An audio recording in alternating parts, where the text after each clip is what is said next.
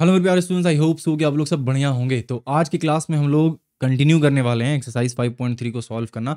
Last class में मैंने आप लोगों को क्वेश्चन नंबर 6 तक कंप्लीट करवा दिया था एंड आज स्टार्ट करेंगे हम लोग क्वेश्चन नंबर 7.1 से। ठीक है, तो एक एक करके क्वेश्चंस को सॉल्व करना हम लोग शुरू करते हैं। 7.1, 7.2 एंड जो भी फर्दर क्वेश्चंस होगा। तो सबसे पहला क्वेश्चन यहाँ पे हमसे क्या पूछ रहा है उसको पढ़ लेते हैं। यहाँ पे ना बोला है कि अगर a/3 is equals to b/4 is equals to c/7 है, देन आप प्रूव करो कि a+b+c/c जो है वो आपका 2 के बराबर होगा।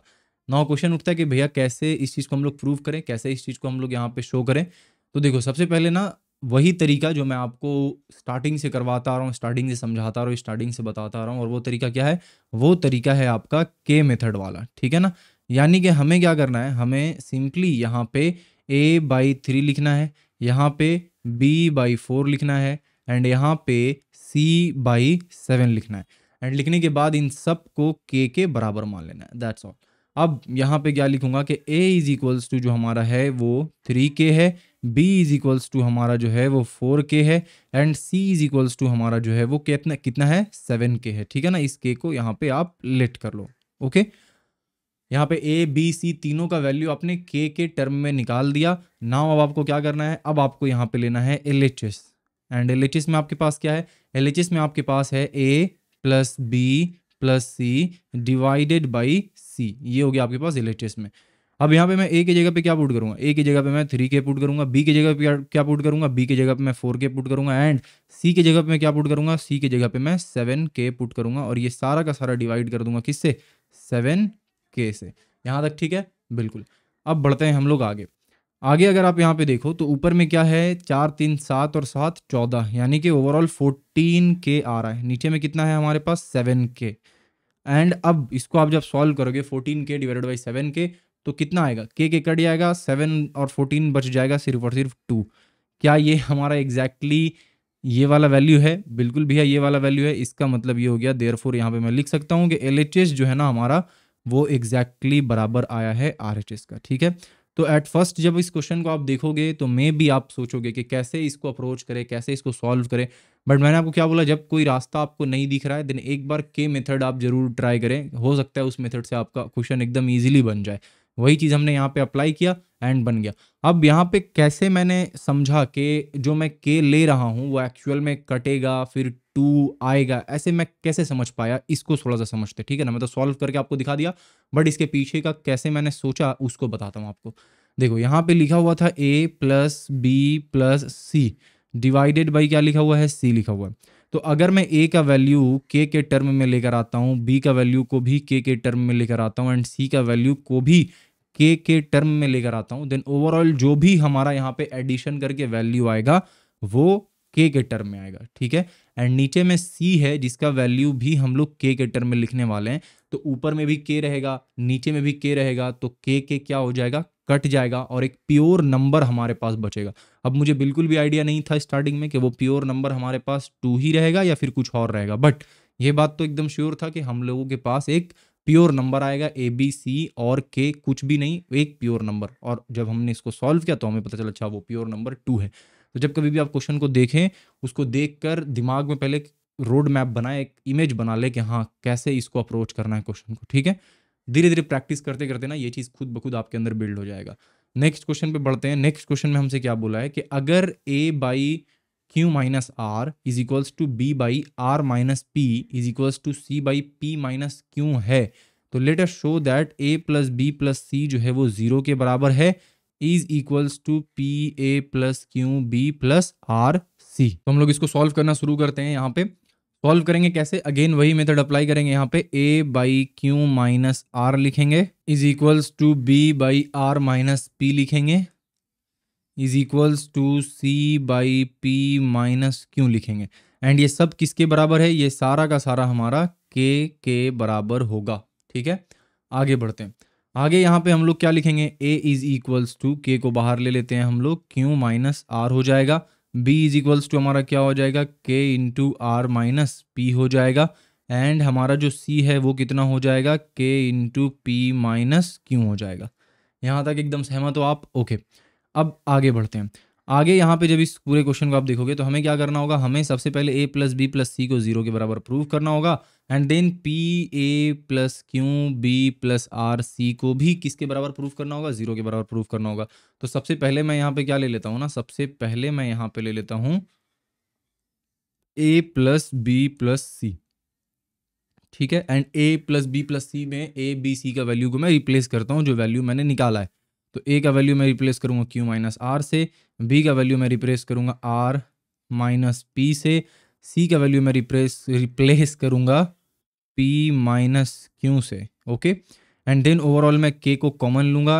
k को जब मैं कॉमन ले लेता हूँ तो हमारे पास अंदर में क्या बच जाएगा, यहाँ पे q माइनस आर बच जाएगा, यहाँ पे r माइनस p बच जाएगा, यहाँ पे p माइनस क्यू बच जाएगा, ठीक है। आप इसको ध्यान से देखें अच्छे से, ओवरऑल क्या होना है, ओवरऑल 0 लाना है तो ओवरऑल कटना ही पड़ेगा इसको। देखो plus Q plus minus R plus R minus P plus P, यानी कि हमारे पास आया है k इंटू 0। देयरफॉर हम लिख सकते हैं यहाँ पे कि a plus B plus C is equals to हमारा 0 आ रहा है। अब क्या करना है, अब हमें इस वाले चीज़ को यानी पी ए प्लस जो हमारे पास दिया हुआ है ये वाला चीज़, इसको हमें 0 के बराबर प्रूव करना है। कैसे करेंगे, पहले यहाँ पे हम लिख लेते हैं क्या लिखा हुआ है, P A Q B R C. तो P A plus Q B plus R C. Now यहाँ पे वैल्यू पुट करना शुरू करते हैं। तो यहाँ पे मैं p लिख रहा हूँ एंड जो हमारे पास वैल्यू है k, तो यहाँ पे मैं k लिख रहा हूँ, अंदर में क्या है q माइनस आर, प्लस यहाँ पे मैं q लिख रहा हूँ, अगेन b में भी एक k है तो वो k आएगा एंड r माइनस p हो जाएगा। तो r माइनस p हो गया, प्लस नेक्स्ट हमारे पास क्या है, नेक्स्ट हमारे पास है k into P minus Q. तो यहाँ पे मैं r k into P minus Q यहाँ पे लिख देता हूँ, ठीक है यहाँ तक। अब नेक्स्ट स्टेप में क्या करूंगा, तीनों में k कॉमन है तो k को मैं बाहर निकाल लूंगा। k को बाहर निकालने के बाद हमारे पास क्या बचेगा, हमारे पास बचेगा p into Q minus R plus Q into R minus P plus R into P minus Q, ये हमारे पास यहाँ पे बच जाएगा, ठीक है। अब क्या करेंगे, अब यहाँ पे k को ऐसे ही रखेंगे एंड हम लोग ना यहाँ पे मल्टीप्लाई करेंगे। तो ये हो जाएगा पी क्यू, ये हो जाएगा पी आर, ये हो जाएगा क्यू आर, ये हो जाएगा माइनस क्यू पी एंड ये हो जाएगा प्लस आर पी एंड ये हो जाएगा माइनस क्यू आर, ठीक है। अब ध्यान से एकदम देखना है कि क्या कुछ कट रहा है। तो देखो यहाँ पे पी क्यू प्लस में है, यहाँ पे पी क्यू माइनस में, यहाँ पे पी आर माइनस में है, यहाँ पे पी आर प्लस में, यहाँ पे क्यू आर प्लस में, यहाँ पे क्यू आर माइनस में। तो अगेन हमारे पास ओवरऑल जो k का वैल्यू आया वो कितना आया, k इंटू 0, जिसका मतलब क्या होता है, जिसका मतलब ऑब्वियसली 0 होता है। किसी भी नंबर को 0 से मल्टीप्लाई करेंगे तो हमें 0 ही मिलेगा। देयरफॉर मैं यहाँ पे लिख सकता हूँ कि जो हमारा P A plus Q B plus R C ये जो आया है ना, ये भी 0 के बराबर आया है। एंड यही चीज़ तो हमें करना था यहाँ पे, राइट। तो इसका मतलब हमने ये वाला भी प्रूफ कर दिया। देखो यही चीज़ ना करना था, बिल्कुल। ओके, सो आई होप कि आपको ये वाला क्वेश्चन समझ में अच्छे से आया होगा। नेक्स्ट क्वेश्चन पे बढ़ते हैं। क्वेश्चन नंबर 7.3 में ये पूछा है कि अगर A X plus B Y divided by A बराबर है B X plus A Y minus A Y divided by B के, देन हमें ये शो करवाइए कि हर एक रेशियो एक्स के बराबर होगा। ये चीज़ हम लोग कैसे प्रूव करेंगे, देखो ध्यान से एकदम देखना। सबसे पहले ना जो हमें दिया हुआ है A X plus B Y divided by A is equals to B X minus A Y divided by B, ठीक है। ये चीज़ हमें दिया हुआ है। अब हमें क्या प्रूव करना है कि ये सब जो है ना, ये दोनों का दोनों x के बराबर है। ये चीज़ हमें प्रूव करना है। कैसे करेंगे, तो देखो अगर हमें ये प्रूव करना है कि ये x के बराबर है, इसका मतलब हमें क्या करना होगा, हमें इस पूरे के पूरे जो आप देख रहे हो ना यहाँ पे प्रोपोर्शन और रेशियो जो भी है, इससे हमें y वाले टर्म को हटा देना पड़ेगा। y वाले टर्म को क्या करना होगा, हटाना होगा। कैसे हटेगा बट ये y वाला टर्म, अभी देखिए आपको समझ में आएगा। मैं क्या कर रहा हूँ, मैं ये कर रहा हूँ कि लेफ्ट हैंड साइड में मैं a बाई ए से मल्टीप्लाई करते रहा हूँ, ठीक है। तो a बाई ए से मल्टीप्लाई करने का मतलब ये हुआ कि ओवरऑल कुछ भी चेंजेस नहीं हुआ। अगर मैं बोलूँ a बाई ए से मल्टीप्लाई करना, मतलब क्या कर रहा हूँ मैं सिंपली 1 से मल्टीप्लाई कर रहा हूँ। एंड किसी भी चीज़ को 1 से हम लोग मल्टीप्लाई करेंगे तो ओवरऑल रिजल्ट सेम ही रहेगा, कोई चेंजेस नहीं होगा, ठीक है। तो मैं यहाँ पे a बाई ए से मल्टीप्लाई कर रहा हूँ एंड राइट हैंड साइड में मैं क्या बोल रहा हूँ कि यहाँ पे ना मैं b बाई बी से मल्टीप्लाई कर रहा हूँ। अब b बाई बी भी क्या है हमारा 1 के ही बराबर होगा। तो ओवरऑल यहाँ पे भी कोई बड़ा चेंजेस, कुछ भी चेंजेस नहीं हुआ है। अब जब यहाँ पे आप मल्टीप्लाई कर लोगे तो मल्टीप्लाई करने के बाद यहाँ आएगा आपका A square A plus A B Y, ठीक है, divided by A square, okay, is equals to, यहाँ पे आपका क्या आएगा, यहाँ पे आपका आएगा B square X and then B square X हम यहाँ पे आ गया हमारा minus A B Y divided by क्या हो जाएगा हमारा बी स्क्वायर हो जाएगा। यहाँ तक एकदम क्लियर है आपको। अब ना यहाँ पे हम लोग क्या अप्लाई करेंगे, यहाँ पे हम लोग अडेंडो अप्लाई करेंगे। मतलब अडेंडो का मतलब हम लोग क्या करते थे, हम लोग यहाँ पे अगर हमारे पास दो रेशियो है या दो से ज़्यादा रेशियो है तो उन सारे का न्यूमरेटर को ऐड करके और उन सारे का डी न्यूमरेटर को ऐड करके एक नया रेशियो बनाते थे जिसका न्यूमरेटर उन सारे का न्यूमरेटर के एडिशन होता था और डिनोमिनेटर उन सारे डिनोमिनेटर का एडिशन होता था।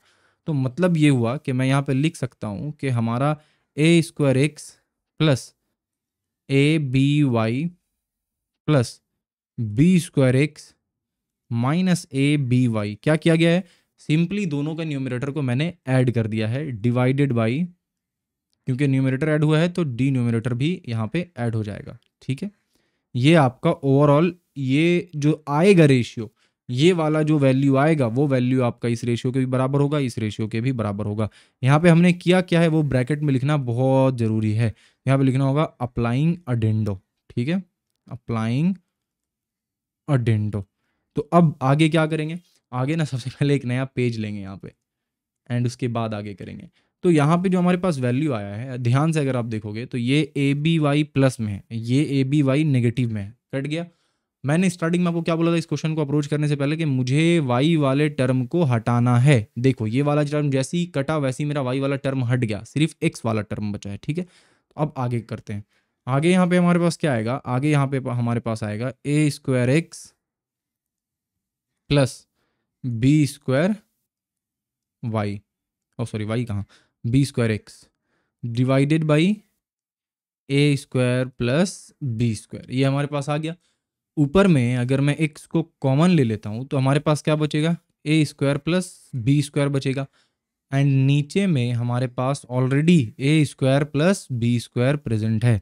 तो ओवरऑल क्या हो गया कि ये वाला एंड ये वाला कट गया एंड हमारे पास क्या बचा, हमारे पास सिर्फ और सिर्फ एक्स बचा, ठीक है। तो देयरफॉर क्या हो गया, हमने प्रूव कर दिया, ठीक है, कि ये जो हर एक रेशियो यहाँ पे हमें दिख रहा है आइदर वो ये वाला रेशियो हो या फिर ये वाला रेशियो हो, ये दोनों रेशियो बराबर होगा किसका, ये दोनों का दोनों रेशियो बराबर होगा एक्स का। कैसे किया आपने देख लिया। अगर कहीं पे भी कोई डाउट या कन्फ्यूजन रह गया एक बार कमेंट में पूछ लेना, अदरवाइज आप इसको एक बार वापस से रिपीट करके देखना, आपको पूरा चीज़ समझ में आएगा। साथ ही साथ मैंने आपको इसके पीछे का लॉजिक भी समझाया कि क्यों मैं यहाँ पे ए बाई ए और बी बाई बी कर रहा था, ताकि ये वाला जो टर्म आप देख रहे हो ना बी वाई एंड ये वाला जो टर्म आप देख रहे हो ए वाई, एक प्लस में है एक माइनस में है, दोनों को अगर ऐड करेंगे ना दोनों कट सकता है, बट दोनों का दोनों सेम टर्म दोनों में होना चाहिए। तो इसीलिए मैंने यहाँ पे क्या किया, ए को डाल दिया और यहाँ पे मैंने क्या किया, बी वाले टर्म को डाल दिया, ठीक है। अब वो डालने का प्रोसेस क्या था, वो डालने का प्रोसेस था कि भाई आप इधर में ए बाई ए से मल्टीप्लाई कर दो, इधर में बी बाई बी से मल्टीप्लाई कर दो। ए बाई ए से मल्टीप्लाई करने का मतलब 1 से मल्टीप्लाई कर रहे हैं, ओवरऑल कोई चेंजेस नहीं है।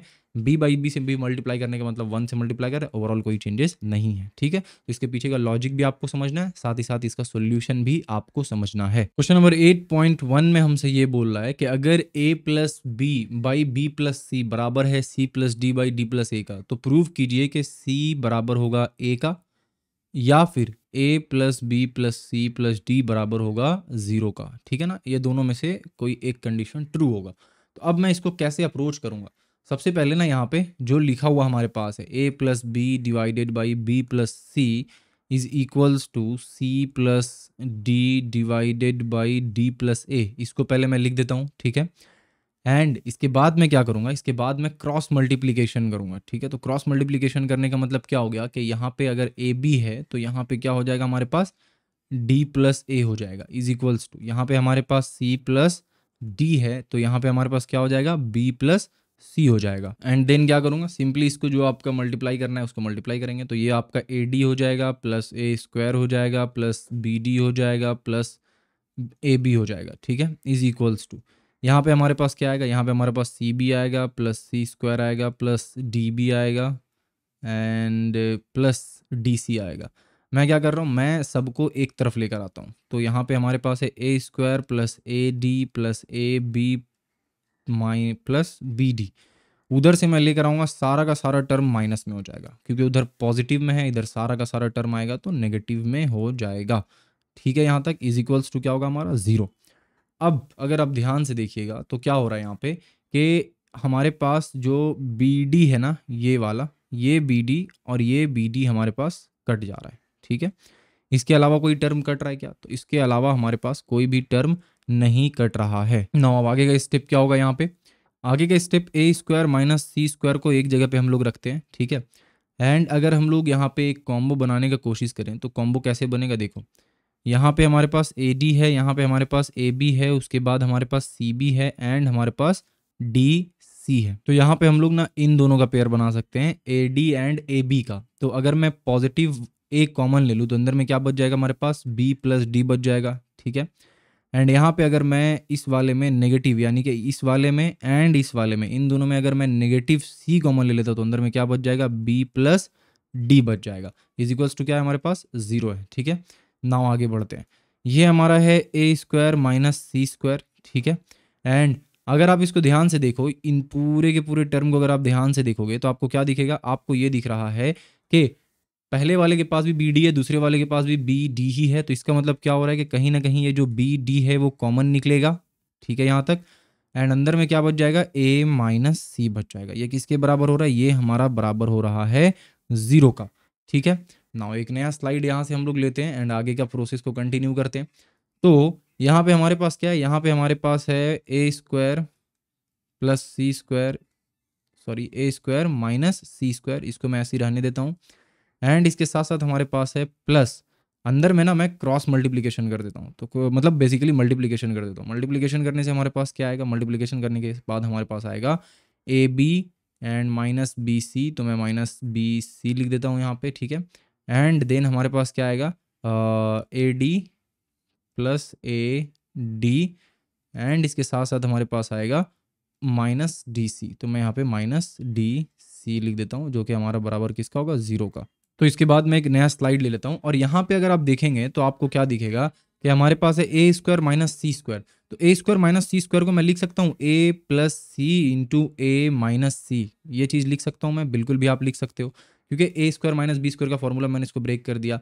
प्लस यहाँ पे हमारे पास क्या है? यहाँ पे हमारे पास है बी प्लस डी एंड उसके साथ साथ है ए माइनस सी, तो मैं यहाँ पे ए माइनस सी लिख देता हूँ। ये किसके बराबर है? 0 के बराबर।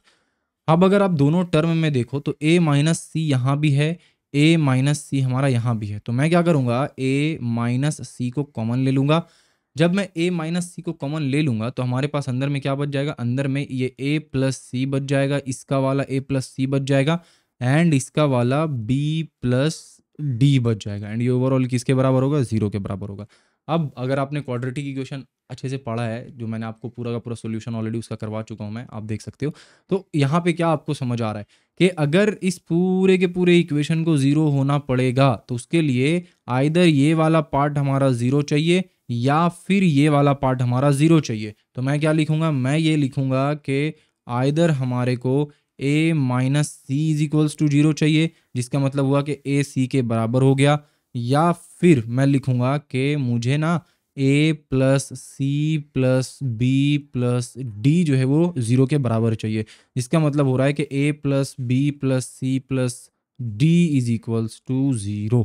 एंड अगर हम ध्यान से देखें क्वेश्चन को तो क्वेश्चन में एग्जैक्टली यही चीज़ पूछ रहा था कि या तो C is equals to A हो, और यानी कि या A plus B plus C plus D जो है वो 0 के बराबर हो। एंड यहाँ पे हमने वही चीज़ यहाँ पे लेकर आया हूँ कि A is equals to C के बराबर होना चाहिए आइदर, और A plus B plus C plus D is equals to 0 होना चाहिए। ठीक है ना? तो ये था ओवरऑल क्या किया हमने यहाँ पे, एकदम सिंपल सा कॉन्सेप्ट, 2 जगह पे खाली मेन चीज़ आपको ध्यान रखना है, उसके बाद तो फ्लो बन जाएगा। पहला कि यहाँ पे पहले स्टेप में मुझे क्रॉस मल्टीप्लिकेशन करके इस प्रोसेस को स्टार्ट करना है, एंड जो दूसरा यहाँ पे क्रिटिकल चीज़ था ना वो ये था कि यहाँ पे जो हमने कॉमन वगैरह लिया है ना, ये थोड़ा सा क्रिटिकल था। तो इस क्वेश्चन को ना आप 2-3 बार जरूर प्रैक्टिस कर लेना, ताकि आपके दिमाग में पूरा का पूरा स्टेप्स जो है वो अच्छे से आ जाए कि हाँ ये स्टेप्स यहाँ पे मैं ले रहा था। और इससे रिलेटेड अगर कोई दूसरा क्वेश्चन आया, थोड़ा बहुत मॉडिफिकेशन हुआ उस क्वेश्चन में, तो आप उस क्वेश्चन को भी कर पाओगे। ठीक है, चलो आई होप कि आज की क्लास में जो भी मैंने आपको समझाया वो आपको समझ में आया हो। मिलता हूँ आपसे नेक्स्ट क्लास में, तब तक के लिए अपना ढेर सारा ख्याल रखिए। Thank you.